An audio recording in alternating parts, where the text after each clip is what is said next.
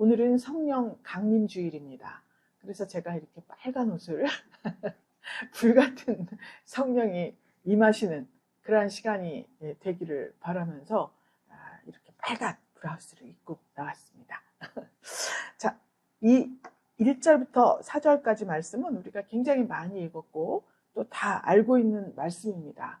그럼에도 불구하고 오늘 이렇게 하나님께서 이 오순절 마가 다락방에 성령을 이렇게 쏟아 부어주신 목적과 의미가 있습니다. 이것들을 우리가 오늘 다시 한번 생각해 보면서 하나님 앞에 더욱더 하나님을 깊고 넓고 높이 그렇게 아는 시간이 되시기를 주님의 이름으로 축복합니다. 성령은 사모하는 사람에게 임하십니다. 또 성령은 함께 모인 사람들에게 임하실 때에 모인 사람들 각각에게 충만하게 임하시는 것입니다. 성령은 모인 사람들 모두에게 소리를 들려주셨어요. 2절에 보니까 그렇죠? 강한 바람 같은 소리가 있다 그랬습니다. 또 3절에서는 불의 혀같이 갈라지는 것이 저희에게 보였다 그랬어요.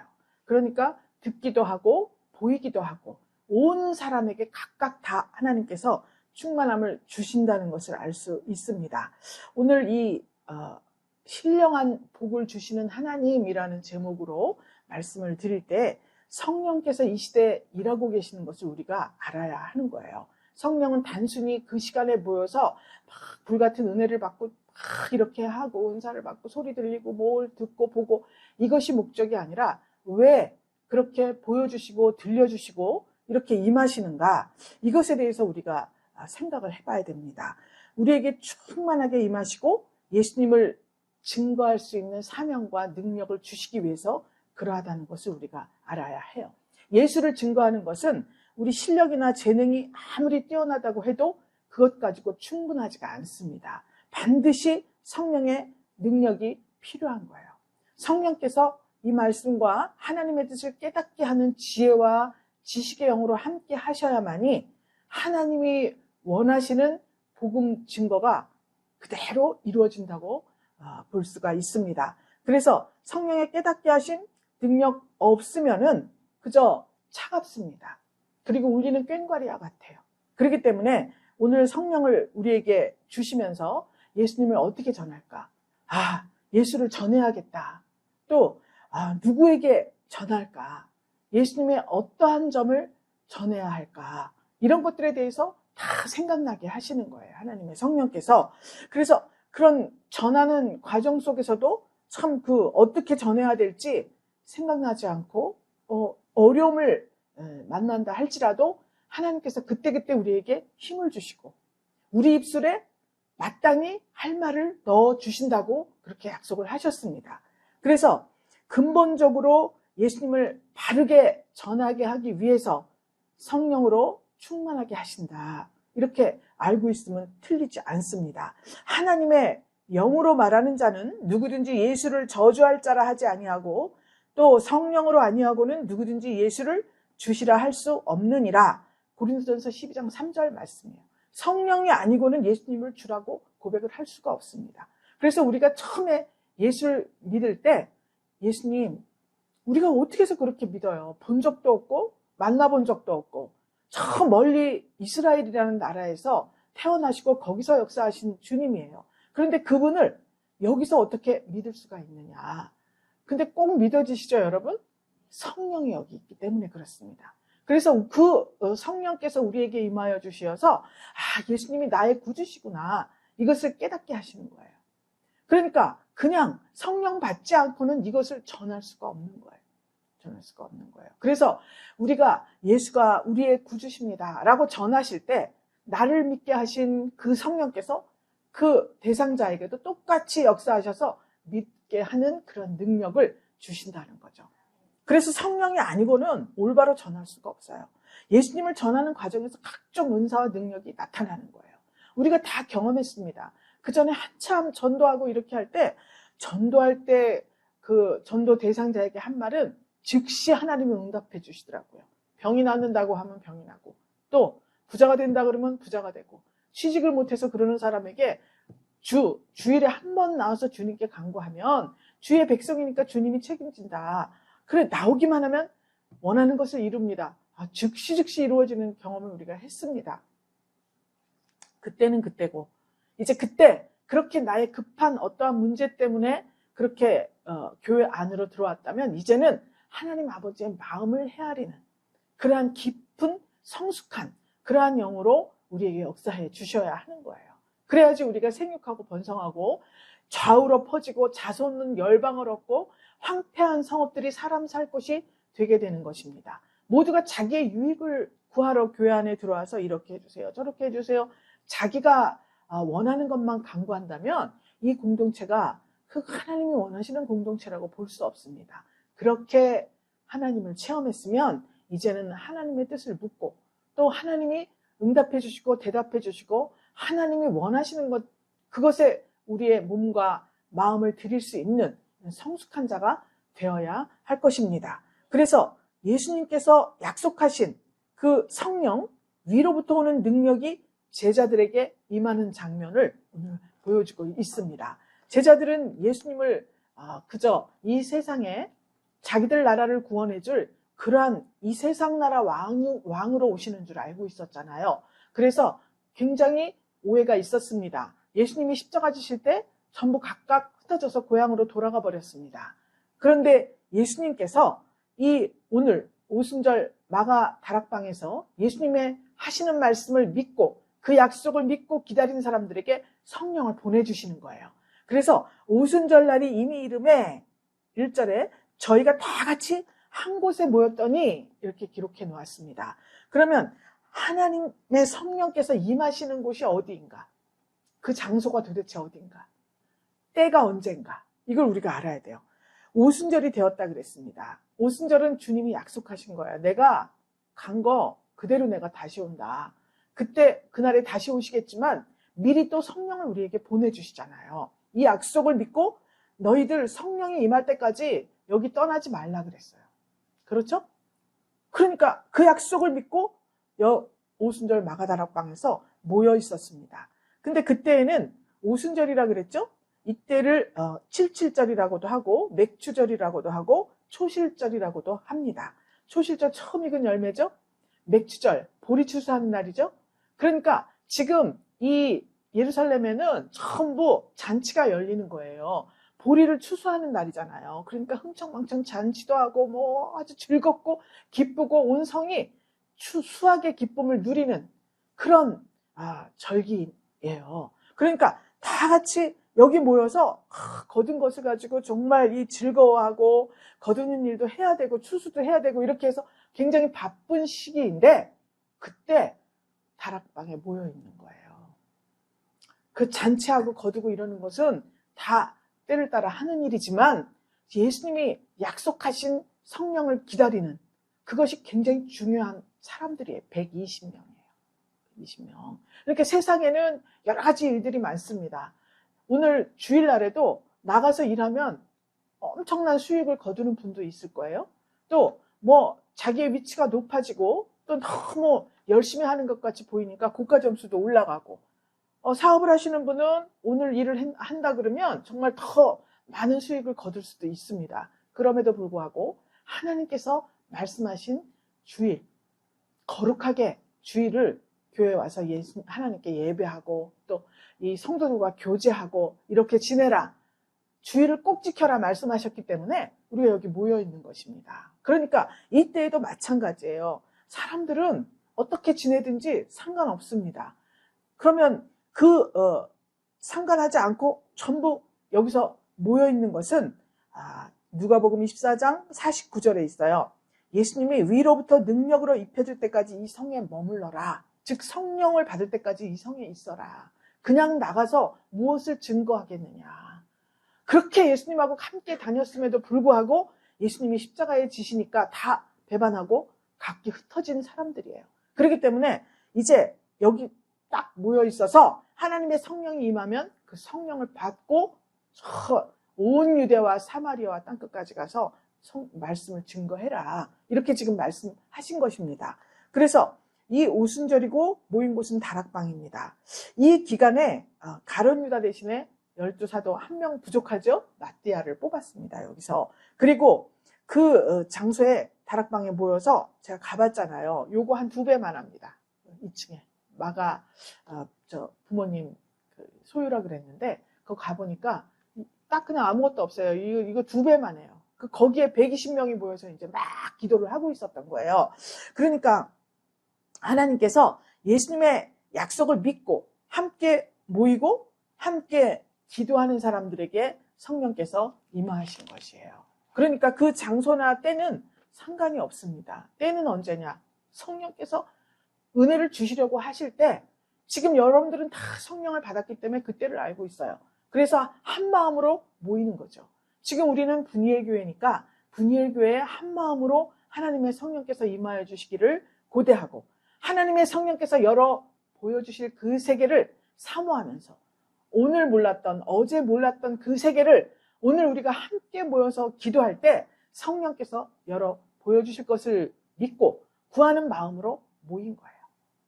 그렇게 한 마음으로 함께 그 약속을 믿고 모이는 사람들에게 하나님께서는 성령을 주시는 것입니다. 그래서 에베소서 1장 3절 5절까지 보면 하나님께서 보배로운 산 돌이신 예수 그리스도 그분으로 말미암아서 자기의 아들들이 되게 하셨다 그랬습니다. 왜 성령을 주는 거예요? 왜 높고 깊고 넓은 하나님의 지식을 우리에게 주시려는 거예요? 자기의 아들들을 삼으셨기 때문에 그렇습니다. 예수 그리스도께서는 보배로운 산 돌이시라 그랬어요. 돌이 살 수가 있어요? 돌은 생명이 없는 거예요. 그런데 산 돌이라고 하셨습니다. 산 돌, 즉 생명을 가지신 그분께서는 거치는 돌이었는데 뭐라 그랬죠? 보배로운 산 돌로 성도와 성도를 이어주는 모퉁이 돌이 되셨다고 말씀하셨어요. 역할이 있다는 거죠. 그래서 그 예수 그리스도로 말미암아 우리가 하나님과 화목하게 되고 하나님의 아들들이 되게 하신 거예요. 그 아들들이 되기 위해서 우리는 성령을 받아야 되잖아요. 그러니까 하나님께서 성령을 주신 첫 번째 목적이 하나님의 아들들이 되게 하기 위해서 그렇게 하신 것입니다. 믿습니까? 예. 베드로전서 2장 5절에 보면 신령한 제사들이 거룩한 제사장, 우리를 왕 같은 제사장으로 부르셨다 그랬어요. 아들로 삼으실 뿐만이 아니라 하나님 앞에 늘 신령한 제사를 드릴 신령한 거룩한 제사장을 만들기 위해서 주셨다는 거예요. 성령을. 왜냐? 성령이 나에게 임하지 않으면 거룩해질 수가 없습니다. 왜냐하면 나는 잘못한 것도 없고 죄도 없고 내가 능력도 있고 뭐도 있고 가진 것도 많고 막 기득권도 많고 이런데 뭐 내가 죄인이야 이렇게 생각하던 우리들. 죄가 없어. 착하게만 살았어 나는. 그렇지만 하나님의 성령이 임하니까 나의 죄된 모습이 다 보여지게 된 거예요. 그래서 그 죄를 다 성령으로 말미암아 예수 그리스도의 이름으로 회개했더니 그때 비로소 거룩한 왕 같은 제사장이 된다는 것입니다. 그래서 성령을 주시는 거예요. 여러분 다니엘 10장 4절부터 6절 오늘 가서 다니엘을 읽어보셔야겠죠? 10장을 한번 가서 쭉 읽어보세요.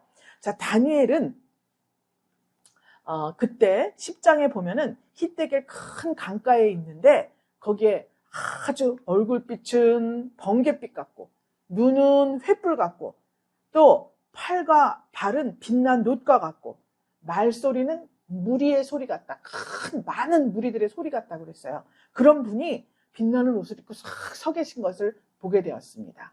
이때가 언제냐면 고레스 칙령이 내려져서 1차로 저 바벨론에 포로되었던 사람들이 다 돌아갔죠? 그 후에요. 그랬으니까 얼마나 좋겠습니까? 지금 돌아가서 예루살렘 성전을 수축하고 이렇게 부풀고 하나님께 제사 드릴 수 있고 좋잖아요. 그런데 이 큰 바사 제국의 총리였습니다. 다니엘이 바벨론 느부갓네살 죽고 바사 저 고레스가 했죠? 정권을 탈취했습니다. 그래서 바사 제국을 세웠잖아요. 그런데 그때 그 나라의 총리로서 다니엘이 부족할 게 뭐가 있겠어요? 그렇죠? 그런데 그만 하나님께서 이 다니엘에게 전쟁이 일어날 거다. 큰 전쟁이 일어날 거다. 이렇게 말씀을 하신 거예요.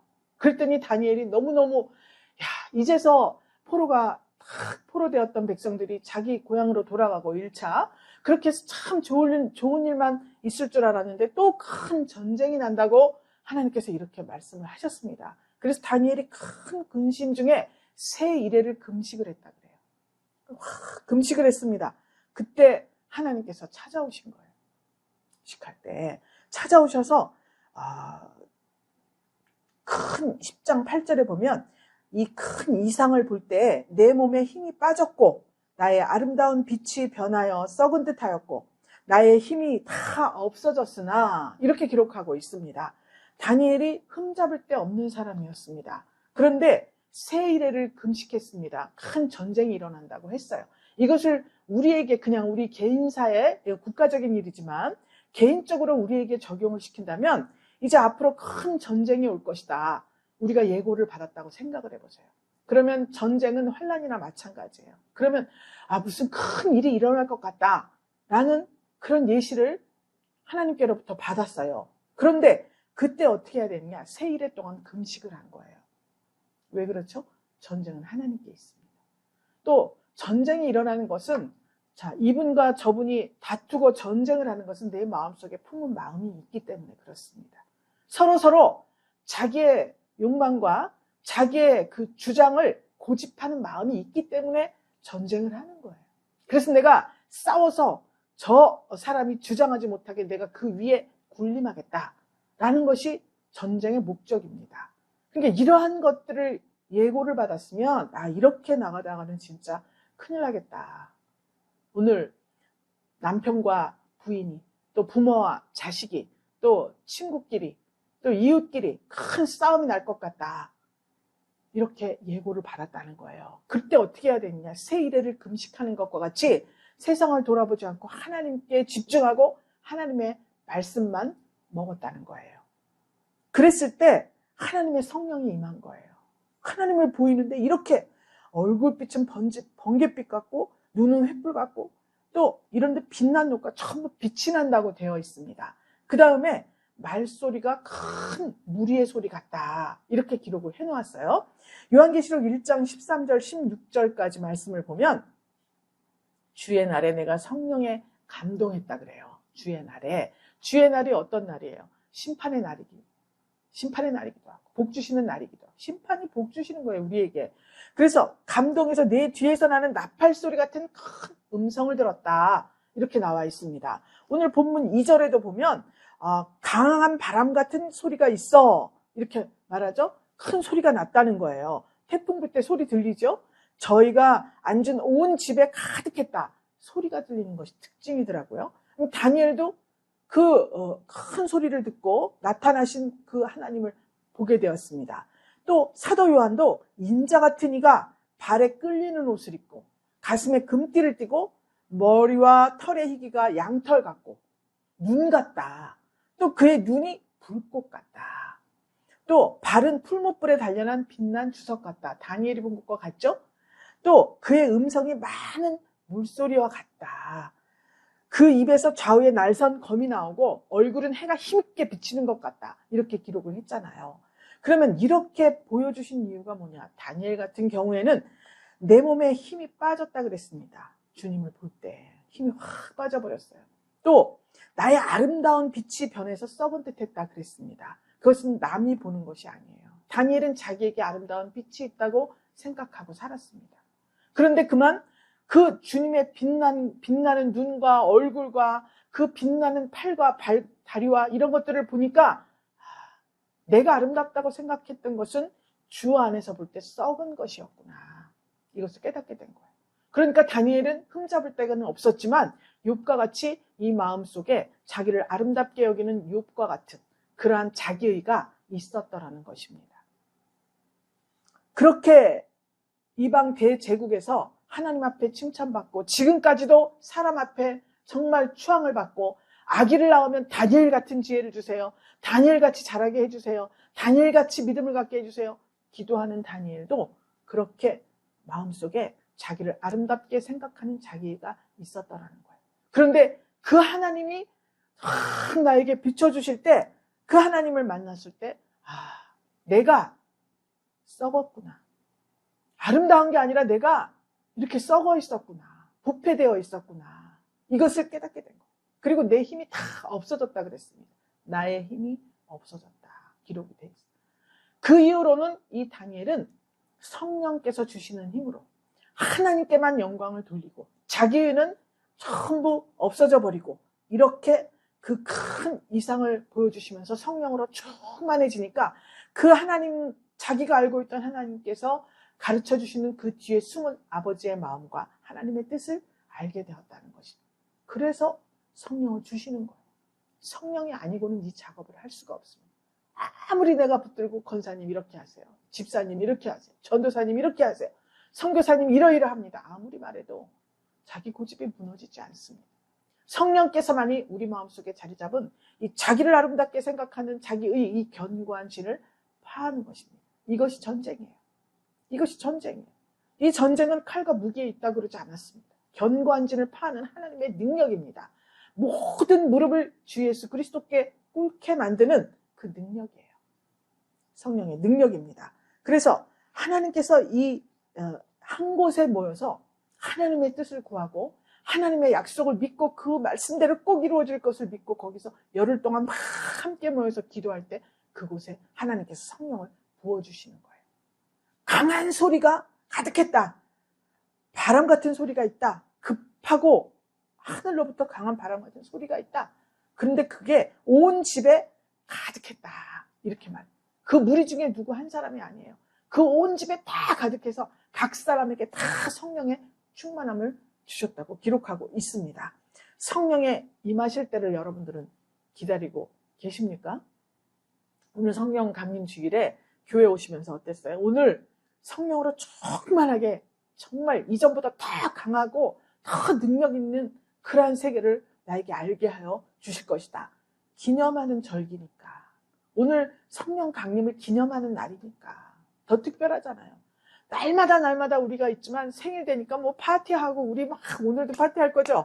케이크 불고 막 축하하고 마찬가지로 오늘도 세상 즐거움을 멀리하고 성도들이 함께 모여서 이렇게 예배드리고 기도하고 하나님의 말씀을 듣고 참 이 마음의 뜨거움으로 그 성령을 영접할 때 하나님께서는 여러분들을 더욱더 강한 권능 권세자로 세워주실 것을 믿고 축복합니다. 자, 우리가 살면서 여러 소리를 들을 수 있지만 중요한 것은 하나님의 음성을 들을 수 있어야 한다는 거죠. 하나님께서 강하게 하시는 그 은총과 은혜를 우리가 꼭 맛보아야 우리가 올해 표로 만든 생육하고 번성하는 이런 역사를 이룰 수 있게 될 것입니다. 3절에 보니까 불의 혀같이 갈라지는 것이 저희에게 보였다. 들리기만 한 게 아니라 이제 보이기까지 했습니다. 그래서 각 사람 위에 임하여 있더니 보였다가 반짝 사라진 게 아니에요. 계속 임하여 있는 것을 보게 된 것입니다. 이것이 어떤 의미일까요? 자, 각자 성령의 입에 뭔가 보였는데 불의 혀처럼 갈라지는 것들이 사람들에게 보였다 그랬습니다. 이러한 신비한 현상이 사람들 눈에 보이고 각 사람에게 다 적용이 되었습니다. 이제 우리에게는 영안을 열어주시면 볼 수가 있습니다. 그런데 이렇게 보여지는 거예요. 여러분들도 그냥 실제로 이렇게 보는 게 아니라 영안을 열어주시면 하나님께서 어떠한 것들을 보여주시기도 했을 것입니다. 그러니까 하나님께서 이 은사를 주시는 거예요, 이 시간에. 왜? 자기 속에 있는 견고한 진이 파해졌잖아요. 그랬기 때문에 하나님의 세계를 볼 수가 있는 거예요. 그래서 예수님의 약속이 꼭 이루어질 거라는 믿음이 가득한 그곳에 하나님께서 들려주시고 보여주시고 이렇게 성령 강림의 대역사를 이루어주시는 것입니다. 에스겔 1장에 보면 에스겔은 하나님이 강하게 하신다 이런 뜻이에요. 그런데 이 에스겔 선지자가 원래 레위인이었습니다. 그러면 이제 30살 때부터 레위인들은 성전에서 봉사를 하게 돼 있어요. 반차를 따라서 봉사를 하는데 그만 25세 때 바벨론으로 끌려간 거예요.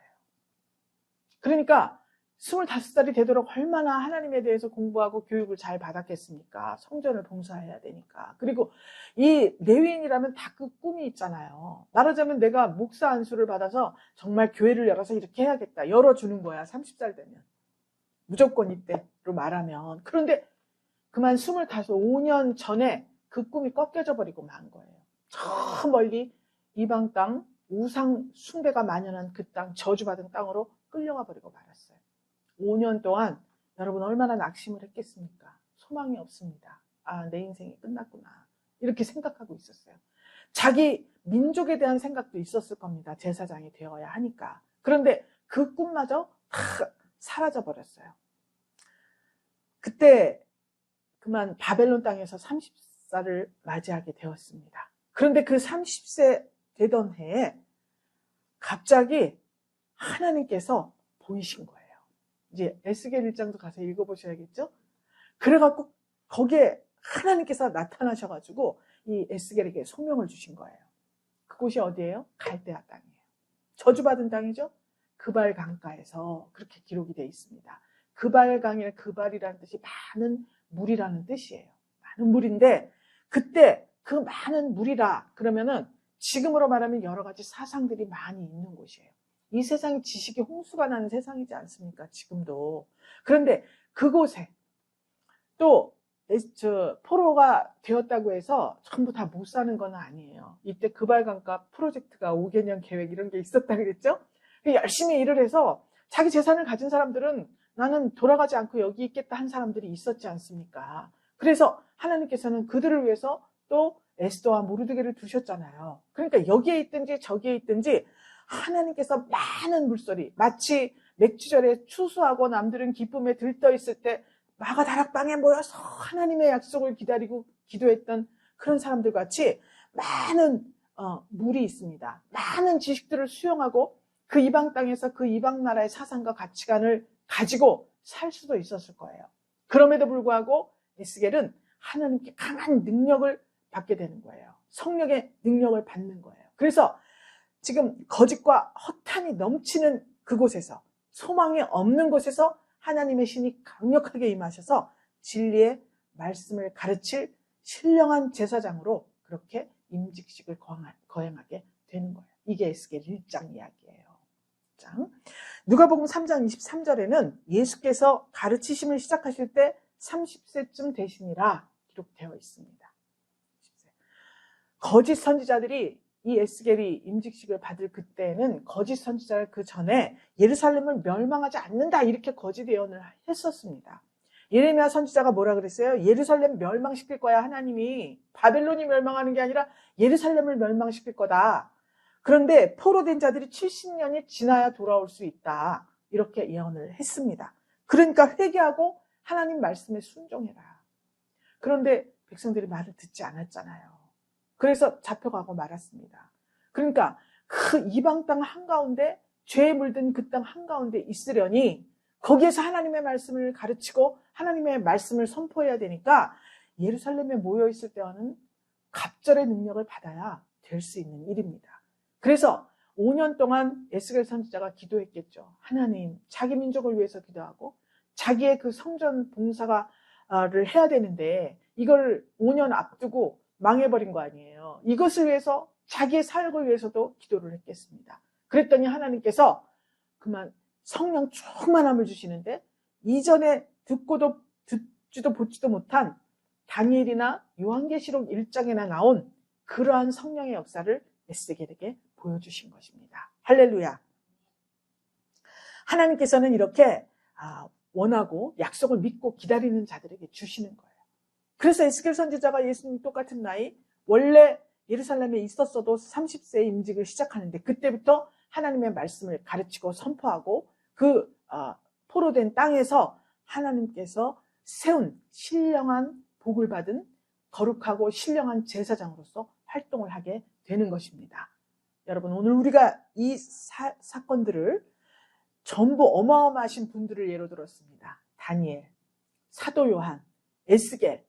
그렇게 이 세상이 지금 말세가 되어서 악함이 극에 달한 세상입니다. 가족이 가족을 해하고 이웃은 물론이고 정말 너무 극악무도하고 잔인한 사건들이 많이 일어나는 세상. 또 지식이 월등하여서 정말 요즘에는 정말 목사님 되기도 힘들어요. 대형교회 목사님 청빙 받으시려면은 학위가 많아야 됩니다. 박사학위가. 실제로 외국에서 공부하고 오신 분들이 대우를 받지, 우리 학교 다닐 때 서울신학교 교단신학이지 않습니까? 그런데 영국에서 미국에서 뭐 17년인가 뭐 몇 년을 공부하고 오셨는데 교양 과목 한 달에 30만 원 받으시는 그냥 그런 교양 과목 가르치는 교수님이셔요. 지식이 높고 높아서 정말 그것을 추구하려면 베데스다 연못가에 있는 앉아있는 경쟁력 없는 그러한 신세밖에 될 수가 없습니다. 우리가. 그런데 하나님께서 성령의 능력을 주신 거예요. 성령의 권능으로 우리를 사로잡아 주신 거예요. 다니엘같이, 사도 요한같이, 에스겔같이 어마어마하고 강한 물소리 같고 정말 빛나는 그 주님의 모습, 그 모습으로 우리에게 다가와 주신 겁니다. 그날이 바로 오늘이에요. 이 능력을 받으시고 이 성령과 함께 생육하고 번성하는 교회를 여러분들이 이루어가야 하는 것입니다. 오늘 하나님 앞에 간구하세요. 예배는 여기서 끝나지만 오늘 밤에 모여서 기도하고 각 가정에서 각자 기도하고 이때 성령의 충만함을 받아서 에스겔 다니엘 같이 완전히 자기를 부인하고 우리 하나님만 증거하는 그런 값지고 거룩하고 신령한 복을 받는 귀한 날이 되시기를 우리 주 예수 그리스도의 이름으로 축원합니다. 하나님 감사드립니다. 하나님께서 강하게 해주셔야 우리가 살 수 있습니다. 그동안에 내가 아름답게 보았고 나이가 충만하여서 나는 이렇다 나는 저렇다 주장하던 이 마음들 우리 하나님의 성령으로 깨끗하게 파하여 주시옵소서. 그래서 하나님은 오직 우리 예수님만이 우리 하나님만이 삼위일체 하나님만이 나를 통해 역사하시는 거룩한 축복의 통로, 거룩하고 신령한 왕같은 제사장으로서의 사명을 잘 감당할 수 있도록 성령으로 충만한 귀한 한 주간 되게 하여 주시옵소서. 축복하며 살아계신 예수 그리스도 이름으로 기도 올리옵나이다. 아멘.